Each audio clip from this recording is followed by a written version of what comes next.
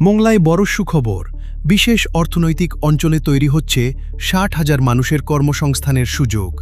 রোববার মোংলার স্থায়ী বন্দর বাসস্ট্যান্ডে এক সংবর্ধনা অনুষ্ঠানে একথা জানান নৌ পরিবহন মন্ত্রী শেখ রবিউল আলম। তিনি জানান, আগামী অক্টোবর থেকে শুরু হবে প্রথম ধাপের কাজ, যাতে কর্মসংস্থান হবে প্রায় ২৫,০০০ মানুষের। দ্বিতীয় ধাপ শুরু হলে মোট কর্মসংস্থান পৌঁছাবে প্রায় ৬০,০০০-এ।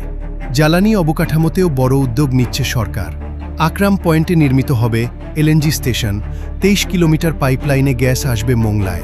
মন্ত্রী বলেন, নিরবচ্ছিন্ন গ্যাস বিদ্যুৎ সরবরাহে শিল্পায়নে আসবে নতুন গতি।